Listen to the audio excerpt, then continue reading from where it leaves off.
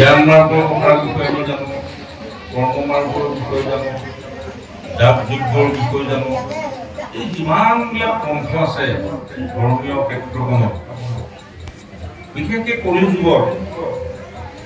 ইয়াত সৃষ্টি বৰ্ণনাত কৈছে যে এই যি ব্ৰহ্মাণ্ড প্ৰভু ভগৱন্তই ৰচনা কৰিলে প্ৰকৃতিৰ সহায়ত, ইয়াত যাক যেনেকৈ য'ত থাকিব লাগে, দেৱতাসকলকো থাকিব লাগে, মনুষ্যসকলকো থাকিব লাগে, তেনেধৰণে স্থাপনা কৰিছে। আৰু জাতিৰ সৃষ্টি হিচাপে যি 4টা শ্ৰেণীৰ কথা উল্লেখ আছে বা আমি পাইছো যে এটা সময়ত সেই জাতিসমূহৰ ধৰ্ম কৰ্মৰ বিষয়ে স্মৃতি শাস্ত্ৰবিলাকে বিভিন্ন ধৰণৰ তেওঁলোকৰ জাতি পদ্ধতি, জাতি কৰ্মৰ বিষয়ে তেনেকুৱা কিছুমান ব্যৱস্থাপনা দি গৈছিলে। কিন্তু এই ঈশ্বৰৰ নামৰ ক্ষেত্ৰত সেই স্মৃতিৰ যিবিলাক বিধান আছে যে ব্ৰাহ্মণ হলে ল'ব নোৱাৰিব, ক্ষুদ্ৰ হলে ল'ব নোৱাৰিব, অন্তজ হলে ল'ব নোৱাৰিব, এই বাধ্যবাধকতা বা এই বান্ধনবিলাক কিন্তু এই ধৰ্মত নাই। ইয়াত ব্ৰাহ্মণ হওক, ক্ষত্ৰিয় হওক, বৈশ্য হওক, ক্ষুদ্ৰ হওক, এই 4ও জাতিয়ে এই কৃষ্ণক পূজা কৰে আৰু কৃষ্ণক পূজি তেওঁলোকে বৈকুণ্ঠ ধামলৈ যাব পাৰে। জ্ঞান পন্থলৈ, কৰ্ম পন্থলৈ, যাগ যজ্ঞ কৰি, পূজা বিভিন্ন ধৰণৰ কৰি এই বৈকুণ্ঠ ধাম, সেইজন লোকে কেতিয়াও পাব নোৱাৰে। আৰু সেই বৈকুণ্ঠ ধাম ক'ত আছে বুলি কৈছে যে ব্ৰহ্মাণ্ডৰ মাজত সেইটো বৈকুণ্ঠ নগৰী, মানে এই ব্ৰহ্মাণ্ডৰ বাহিৰত বুলি পেলাই কৈছে। কাৰণ ব্ৰহ্মাণ্ডখনে তেখেতে সূচনা কৰিছে প্ৰকৃতিৰ আশ্ৰয়ত, য'ত মায়া নাই, বৈকুণ্ঠ মানে হ'ল মায়া, য'ত মায়াৰ সংসাৰ নাই সেই হ'ল বৈকুণ্ঠ। গতিকে ব্ৰহ্মাণ্ড বুলি ক'লে মায়া আছে। ব্ৰহ্মা আদি কৰি জীৱ জন্তু ৰামৰ ৰামৰ ৰামৰ এই ব্ৰহ্মাণ্ডৰ সৃষ্টি কৰা ব্ৰহ্ম বুলি কৈছে। সেই ব্ৰহ্মাকে আদি কৰি সকলোবিলাকে মায়া পূজাখনত পৰি আছে। গতিকে বৈকুণ্ঠখন যদি এই ব্ৰহ্মাণ্ডৰ ভিতৰত হয়, গতিকে মায়াৰ অধীনে হ'ব। গতিকে কৈছে নহয়, এই বৈকুণ্ঠখন ই ব্ৰহ্মাণ্ডৰ বাহিৰ, কিন্তু বৈকুণ্ঠ নগৰ। আৰু কোনে পায় যে যিসকলে মোক আশ্ৰয় কৰিছে, যিসকলে মোৰ নাম শ্ৰৱণ কীৰ্তন কৰিছে, যে সেই সকলে সেই বৈকুণ্ঠৰ দাম পাবলৈ তেওঁলোক যোগ্য। গতিকে নিশ্চয় আমিও যোগ্য হৈ আছো নেকি বাপু? কাৰণ আমিতো শ্ৰৱণ কীৰ্তন কৰি আছো, হয় নহয়? গতিকে আমি যোগ্য নেকি? এতিয়া ভাগৱতে কৈছে যে যিসকলে শ্ৰৱণ কীৰ্তন ধৰ্ম আচৰণ কৰে, মোৰ গুণ নাম শ্ৰৱণ কীৰ্তন কৰে, যে সেই সকলেহে সেই বৈকুণ্ঠ লাভ কৰিব। লাভ কৰিব নাই তেতিয়া সংকট আহি যায়। গতিকে তেতিয়া ফৰ্মুলা কথা আলোচনা কৰিব লাগিব। এই গোপীসকলে তেওঁলোকৰ মনত বৰ ঈৰ্ষা, এটাই ঈৰ্ষা, আমাৰ বিশেষকে আমাৰ যিসকল মহিলা লোক নহয়, তেওঁলোকৰ ঈৰ্ষাটো অলপ বেছি হয়। মহিলাসকলে যিটো বস্তু বেছি ভাল পায়, সেই ভাল পোৱা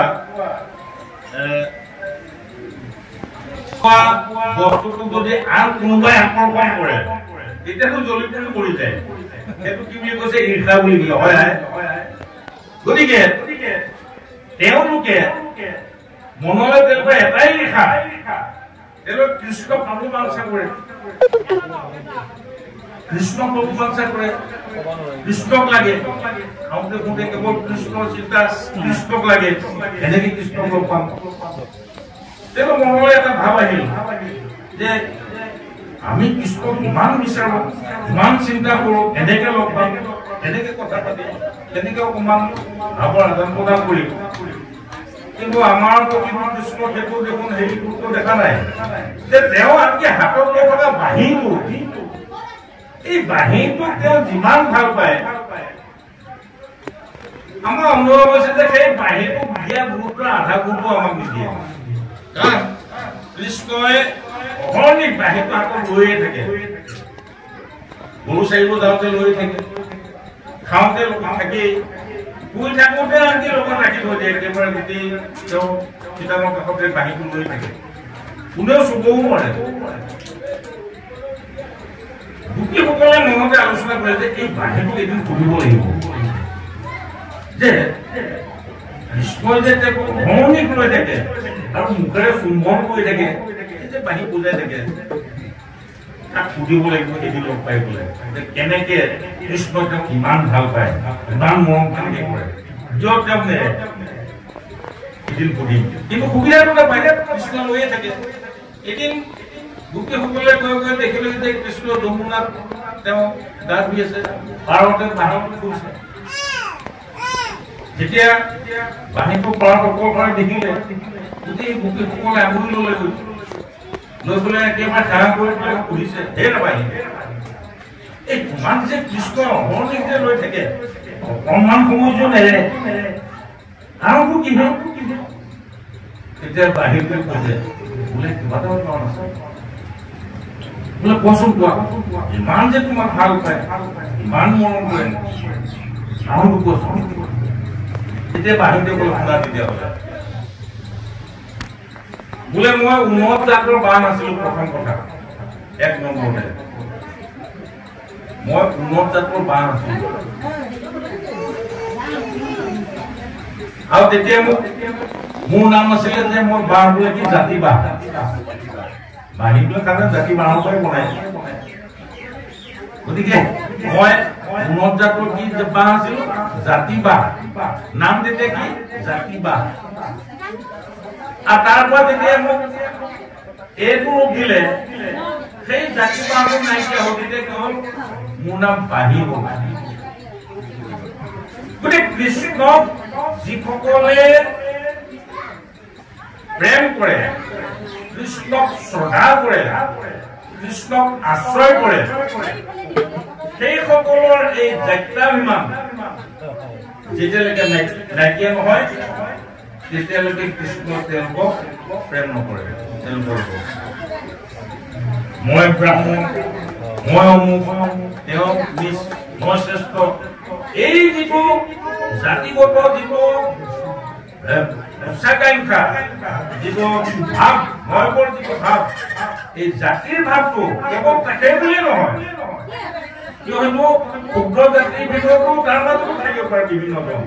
মই অমুক জাতিৰ মোৰ জাতিতহে মনত থাকিব লাগিব অমুক জাতি এই যিটো জাতি ভাৱ যেতিয়ালৈকে নাইকিয়া নহব ঈশ্বৰ কৃষ্ণ যেতিয়ালৈকে তেওঁক মোৰ বুলি নকৰে তেওঁৰ সৈতে প্ৰেম নকৰে তেওঁক ভাল নাপায় তেওঁক নলয় গতিকে মই আগতে জাতি বাঁহ আছিল মোৰ নাম আছিল এতিয়া সেই বাঁহ নাইকিয়া এতিয়া মোৰ নাম কি বাঁহী এক নম্বৰ তেওঁ এই ভাৱবিলাক যেতিয়ালৈকে মনৰ পৰা দূৰ নহব নাইকিয়া নহব তেতিয়ালৈকে তেওঁ প্ৰেমময় সেই ভক্তি সাগৰখনলৈ মাজলৈ তেওঁ যাব নোৱাৰে আৰু দুই নম্বৰ হৈছে চোৱাচোন মোৰ হৃদয়খন চোৱা ইয়াত গাঁঠি তুলিবলৈ নাই গোটেই বুকুলা গাঁঠি আছে নেকি আগতে মোৰ গাঁঠি আছিলে এতিয়া গাঁঠি তুলিবলৈ কিবা আছে নেকি বোলে গোটেইলৈকে সমান আগত মোৰলৈকে সমান ইয়াত কোনো গাঁঠি নাই উপচাপৰ নাই ঠিক তেনেকে কৃষ্ণক যিজনে ভাল পাব কৃষ্ণক যিজনে আশ্ৰয় কৰিব গোটেই তেওঁ সলসলীয়া হ'ব লাগিব আজি ভৱালী বাপু আগত কিবা এটা কৰো নহয় কাইলৈ গৈ পেলাই আমাকো নাথ বাপু গান ক'লে ভৱালী বাপু কেনেকুৱা কাইলৈ আকৌ আমাৰ এইজনক আমাৰ চুলি বাপুক গৈ কৰো এনেকুৱাতেই ভাল নহয় হয়নে এই সলসলীয়া যেতিয়ালৈকে নহব কথাটো যেতিয়া পৰিষ্কাৰ নহব গাঁঠিবিলাক যেতিয়া নাইকিয়া নহব তেতিয়ালৈকে তেওঁ ঈশ্বৰক পাব নোৱাৰে গাঁঠি কেৱল এসমুহ এটা হাঁহিছে বা হাঁহিবৰ কাৰণে কৈছো যদিও এই গাঁঠিবিলাক কোনবিলাক আমাৰ শৰীৰৰ যিবিলাক যিবিলাক আছে সেইবিলাক এটা এটা গাঁঠি এই গাঁঠিবিলাক যেতিয়ালৈকে তেওঁ সম্পূৰ্ণ কৰিব নোৱাৰিব নাইকিয়া কৰিব নোৱাৰিব তেতিয়ালৈকে তেওঁ ঈশ্বৰৰ লগত প্ৰেম কৰিব নোৱাৰিব ঈশ্বৰে তেওঁ নিজৰ নক'ব গতিকে পুৰস্কাৰ হ'ব লাগিব এইবিলাক মহিলা নাইকিয়া হ'ব লাগিব আচলতে মোৰ ছটা মোৰ হেৰি আছে বিধা আছে ইফালে এটা মানে এই যিকেইটা বিধা দুটা আছে কৃষ্ণই ইয়াত মোক চুম্বন কৰে আৰু সেই চুম্বন কৰোঁতে এই যিবিলাক ফুটা যে আছে যে ইটো ফুটাতকে সিটো ফুটাৰ স্বৰটো আৰু উচ্চ ইটোতকে সিটো চৰা কৃষ্ণ প্ৰেমত যেতিয়া মানুহজন ভজি যাব তেওঁ প্ৰথমে ৰাম নাম কৃষ্ণ কৃষ্ণ কিবা কি কৈ তেওঁ ক্ৰমান্বয়ে তেওঁ যেতিয়া বলিয়াৰ এটা লক্ষণ ল'ব আমি বলিয়া বুলি কওঁ নহয়নে মজি যোৱা অৱস্থাটো সৰ্বসাধাৰণৰ দৃষ্টিত তেওঁ বলিয়া হ'ল বুলি কওঁ কিন্তু আমি কওঁ মজি গ'ল কৃষ্ণ প্ৰেমত যেতিয়া মজিবতে নাম গাই আছে সাধনা কৰি আছে কৰি থাকোঁতে কি হ'বগৈ প্ৰথম তেওঁ চকু পানী ওলাব চকু পানী বৈ যাব নাম গাই আছে কৈ আছে ক'ব নোৱাৰা হৈ তেওঁ নাচিব ল'ব ক'ব নোৱাৰে কিন্তু যাক আমি বলিয়া বুলি কওঁ প্ৰেম সাগৰ ষ্টেপ বাই ষ্টেপ ঠিক তেনেকৈ সেই কাহিনীটো কৃষ্ণই ইটোতকে সিটো চৰা অৰ্থাৎ সেই ভক্তিৰ ৰাজ্যখনত যিজনে নামিব তেওঁ ক্ৰমান্বয়ে ভক্তিৰ সাগৰত ক্ৰমান্বয়ে গভীৰৰ পৰা গভীৰতলৈ তেওঁ গতি কৰি থাকিব তাৰপিছত 4 নম্বৰ কৈছে কি যে আৰু এটা কথা মোৰ ফুটা আছে ইয়াত স্বৰ ওলায় সুন্দৰ সৰু ওলায় ফুফুৰাও গাঁঠিও নাই কিন্তু এটা কথা কৃষ্ণই যেনে ধৰণে বজাই মই তেনেকে পালো মই নিজে নাপালো কৃষ্ণই মোক যেনে ধৰণে নচুৱাই তেওঁ যদি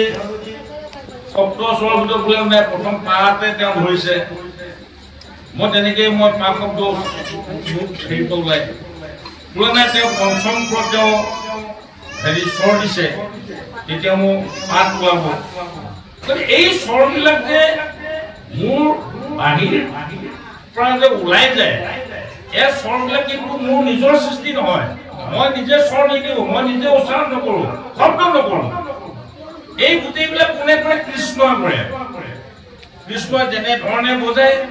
কৃষ্ণই যেনে ধৰণে নচুৱাই মই তেনেকৈহে নাচোঁ আমি কৃষ্ণক মন লৈছোঁ নহয়নে আমি কায় বাক্য মন এক কৰি সৰল নাই জানো যে আমি কায়টোও দিলোঁ মনটোও দিলোঁ বাক্যটোও দিলোঁ 12টা শব্দটো খালোঁ খাই পেলাই আমি ঈশ্বৰ কৃষ্ণৰ ওচৰত আমি শৰণ ল'লোঁ অৰ্থাৎ আমি আত্মসমৰ্পণ কৰিলোঁ চাৰেণ্ডাৰ কৰাৰ পাছত যেনে মোৰ ঘৰৰ গৰুটো যেতিয়া মই বিক্ৰী কৰিম বিক্ৰী কৰাৰ পিছত সেই গৰুটো কেনেকৈ খুৱাব কেনেকৈ বান্ধিব কেনেকৈ তাক যোগাৰ দিব এই বেচুকাজনে তাক যত্ন লৈ জানো কিনোটা জনে ল'ব নহয়নে যদি মই আত্মসমৰ্পণ কৃষ্ণক মই কৰিলোৱেই মই মোৰ মতে চলোনে কৃষ্ণই কোৱা মতে চলো কৃষ্ণই মোক যেনেকৈ বজাই মই তেনেকৈহে বাজো মই নিজে নাবাজো কিন্তু বোলে কৃষ্ণক মই যেতিয়া আশ্ৰয় ল'লো কাই বাক্য মনেৰে মই মোৰ মতে চলো নে কৃষ্ণই কোৱা মতে চলো বোলে যেতিয়ালৈকে মই মোৰ মতে চলিম তেতিয়ালৈকে তেওঁ এখন হ'ব পাৰে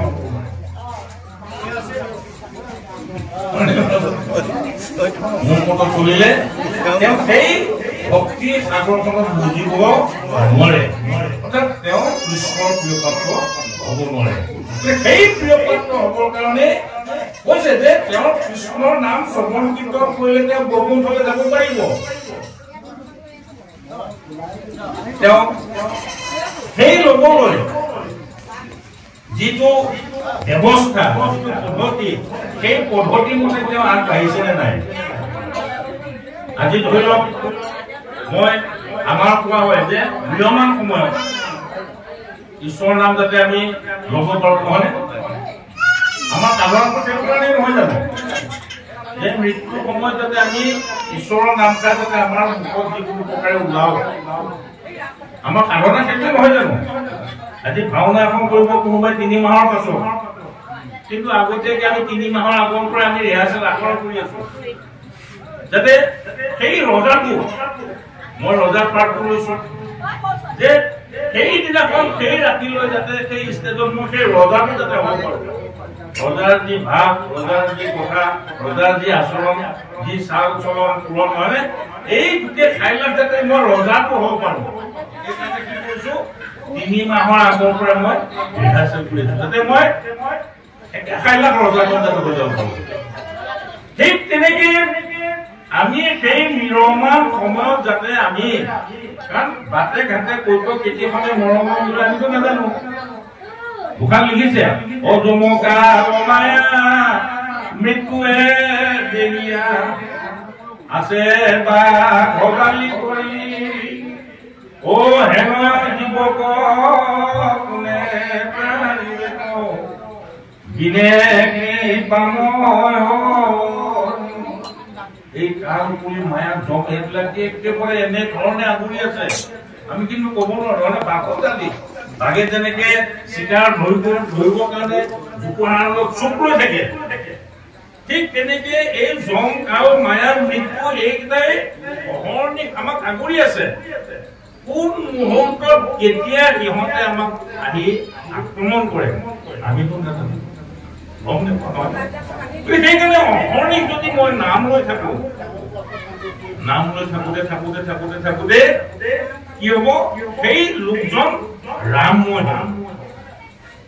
কাৰণ মৃত্যুৰ সময়ত মাধৱ পুৰুষে লিখিছে মৃত্যুৰ সময়ত বাক কীট কফ আদি যত গন্ধ নিৰোধনে স্মৰণৰ কথা এই বাক কীট কফ এই তিনিটাই হেনো আগুৰি লয় বাক বুলি কওঁতে গোটেই সৰ্ব কৰি তেওঁ বিষ হৈ যাব বিষ হয় কীট বুলি কওঁতে একো খাব নোৱাৰা হ'ব হয়নে একো খাব নোৱাৰা হ'ব আমাক এই নিয়মাৰ সময়ত যেতিয়া এই পানী চুৰ দিওঁ পানী অকমান দিওঁ কয়নে নাই কিন্তু মুখত দিলে আকৌ ওলাইহে পৰে সেইটো কি খাব নোৱাৰে কফ ডিঙিত ঘেৰঘেৰণি আহিব খাব নহ'ব মানে বাক কীট কফ এই তিনিওতে এনেধৰণে কৰি আহে সেইখিনি সময়ত তেওঁ ঈশ্বৰৰ নাম ল'ব নোৱাৰে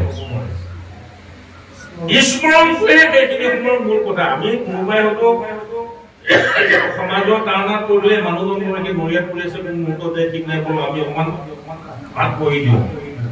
কিন্তু সেই পাঠে সেই জীৱনটো গতি দিবনে নাই কাৰণ সেইখিনি সময়ত তেওঁ কাণে নুশুনে মুখেৰে মাতিব নোৱাৰে চকুৰে নেদেখে একোৱে নাই গতিকে সেইখিনি সময়ত কেৱল স্মৰণ এই স্মৰণটো আনিবৰ কাৰণে আমি ঈশ্বৰৰ নাম অহৰ্নিশ ল'ব লাগে কেনেকে স্মৰণটো আহিব আজি শিৱই পাৰ্বতীক কৈছে যে অ শুনিও পাৰ্বতী তুমি অ ৰাম ৰাম ৰাম তোমাৰ বদন হলে কছে এ ৰাম ৰাম ৰাম ৰাম বুলি এ ৰামনে সৰ্বক্ষণে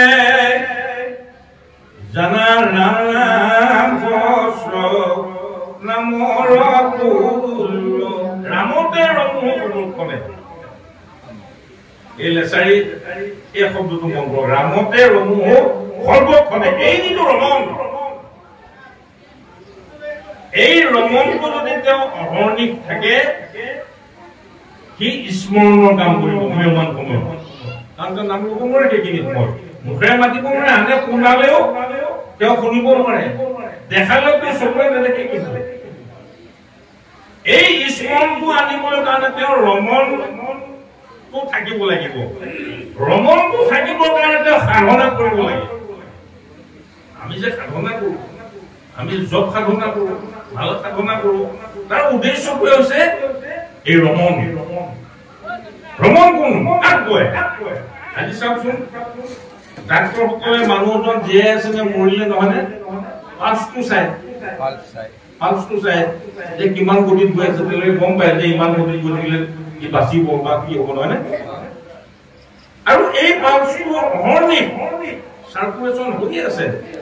মই হাৰে থাকোতেও পালছটো চলি আছে শুই থাকোতেও টোপনিটো চলি আছে মই পালছটো ক'ব লাগিব নেকি এই মই ৰাতি শুম দেই তুমি চলি থাকিব কিন্তু এতিয়া দিনত ৰাতিপুৱা চলি থাকা মই শুই থাকিম তুমি আকৌ বন্ধ নাযাবা তুমি চলি থাকিব এই বুলি মই দেখোন এইটো হৰ্নিক ই সাৰ্কুলেট হৈ থাকিব লাগিব নহয় আৰু যেতিয়ালৈকে সাৰ্কুলেট হৈ থাকিব কি যে থাকিব এইটো সাৰ্কুলেটটো যেতিয়া ৰমণটো নাইকিয়া হ'ব কি বোলে এক গ'ল ডেড হ'ল নহয় ঠিক তেনেকে মই জাগৃত অৱস্থাতে হওক শুই থকা অৱস্থাতে হওক যেনেকে মই ক'ব নোৱাৰাকে অহৰ্নিক মোৰ পালছটো 24 ঘণ্টাই চলি আছে ঠিক তেনেকে মোৰ যিটো সাধনা যিটো নাম সাধনা তেনেকে মই ক'ব নোৱাৰাকে অট'মেটিক যাতে সেই তেজত সম্পৃক্ত হ'ব পাৰে ৰমণ হ'ব পাৰে মই নকলেও যাতে কি ৰমণ হৈ থাকে শুই থাকিলেও সেই ৰামটো যাতে ৰমণ কৰিয়ে থাকে সেই প্ৰক্ৰিয়া সেই অৱস্থালৈ যাবলৈ যিটো ব্যৱস্থা সেইটো সাধন ব্যৱস্থা বুলি কৈছে আৰু সাধনাৰ দ্বাৰাহে তেওঁ সেই অৱস্থাত উপনীত হ'ব পাৰিব আৰু তেনে অৱস্থাত উপনীত হ'লেহে তেওঁ মৃত্যুৰ সময়ত কোনোবাই পুনৰুজ্জীৱন বেলেগ কথা সেই ভ্ৰমণৰ দ্বাৰাই তেওঁ এই জীৱটোৱে গতি লাভ কৰিব গতিকে সেই নাম আপুনি যেতিয়া অহৰ্নিক খাওঁতে শুওঁতে উঠোতে বহোতে লৈ থাকিব কেৱল ৰামকৃষ্ণ বুলি ক'লে যে বকুন ফলে নিব সেইটো নহয় এই নামষাৰ আপুনি অহৰ্নিক লৈ থকাৰ ব্যৱস্থাটো কৰক অহৰ্নিক যেতিয়া লৈ থাকিব আপুনি সপোনতো তেতিয়া সেই নামটা আহি যাব শুই থাকোঁতে আহি থাকিব এই যেতিয়া দিঠকতে হওক স্বপ্নতে হওক যেতিয়া আহিব তেতিয়া ভ্ৰমণ হৈ থাকিব গতিকে তেনেকুৱা এটা অৱস্থাত উপনীত হ'লেহে তেওঁ শ্ৰৱণ বা কীৰ্তনৰ তেওঁ সাৰ্থকতা হ'ব আৰু সেইজনেহে নিশ্চয় বৈকুণ্ঠৰ বাহিৰত থকা যিখন ব্ৰহ্মাণ্ডৰ বাহিৰত থকা যিখন বৈকুণ্ঠ সেই বৈকুণ্ঠলৈ যাব পাৰিব